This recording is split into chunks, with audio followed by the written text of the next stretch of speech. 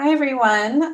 This is Cindy Bowen, and I'm here with my good friend David Heiss. And I just wanted to kind of invite you in, hi, David, into this conversation that he and I have been having, and just around the Hurricane Helene and processing all of that grief.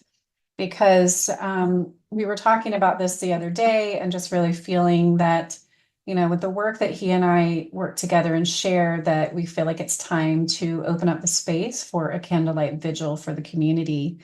And Dave, yeah, so you and I were talking about the other day, just not only about like processing our own grief and how people really need that space, but also just kind of honoring the souls that were left, and just the range of emotions that are coming up, and just having a space to really process all of that. So I know you were talking about that new terrain. If you can elaborate on that a little bit more of what you're going to be sharing.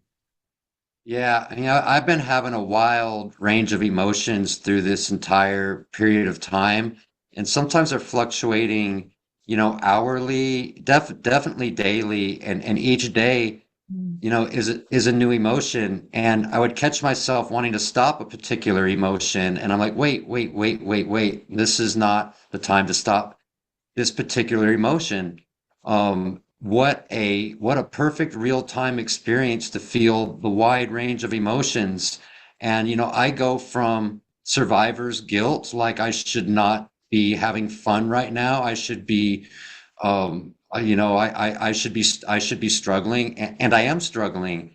And then sometimes I have an emotion of hope and joy and excitement. I'm like, oh, maybe let's not get too carried away. And so I said, wait a minute. This is the time to feel the wide range. I mean, wow, our whole purpose here on this planet here is emotional. That's what really is driving us. And what an opportunity to feel that from complete sorrow and grief to tears of happiness, and Yeah. to not really try to justify that, but to feel the full range.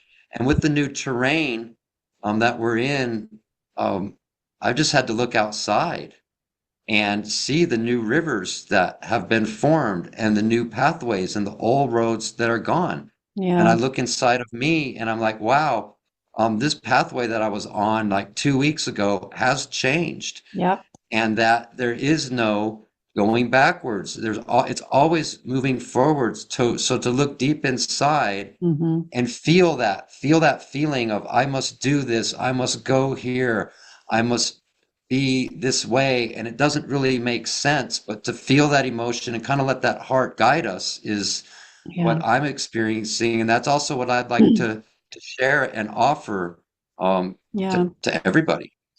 Yeah, and I feel a lot of people can relate to that, me especially, and because my house is okay, but just looking around and looking at this so much loss, it's that survivor's guilt, but also the survivor grieves more than those that are lost, because you're left with a mess to clean up, and just picking up the pieces, and I just feel like there's been such a, like you said, a wide range of emotions, but also just seeing, like you were saying, that, we're not only rebuilding our community and the landscape, but ourselves differently. And like what I was focusing on a couple weeks ago just doesn't seem important anymore. And just even certain videos I've been watching, I'm like, how is this helping? You're like, how is this helping the planet? Like, this is not, there's nothing really like effectively purposeful with this video that I watched on YouTube, and so it just gave me like a really big change in perspective of like what I'm focusing on, and what I find entertaining, or like wanting to spend my time, my quality time doing. Because I said, a couple of videos ago that, like, I see this like linear society where we're all kind of separate in individual pockets of independence. But now it's like bringing that community focus, like the torus shape, like a donut, and like bringing that focus to the center. So now my every moment and my idea going forward is like to really focus on the community. Like, what can I do to give back to my community? Because I feel that union coming together, that with these souls released and stuff, of their sacrifice for us to really have this transformation and this experience. But there's so much going on, and I just wanted to just open up this container with you and invite a lot of people to come out and just process together, not only to honor those that passed over, but to kind of have like a circle of sharing. Dave's going to be doing some lovely sound healing for all of you. I'm going to be doing a guided meditation and some healing work with all of you, possibly some channeling and a candlelight vigil. Because there's a lot of grief going on, and like Dave was saying earlier, it ranges from grief to newness, and we're all processing a lot, but we feel like it's time to really hold this space, to bring some light into this darkness. So mhm. Yeah. Anything to add to that?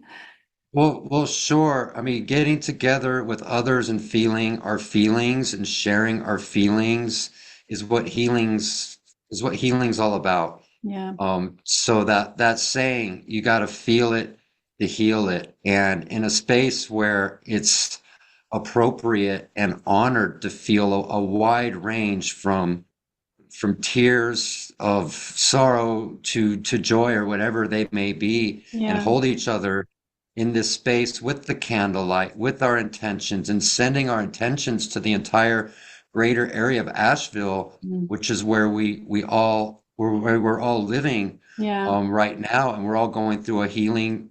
It's a crisis. It's yeah, a healing crisis that we're in, which makes this so appropriate. And this is something, the sound and the processing of the emotions and the guide, that's what I do.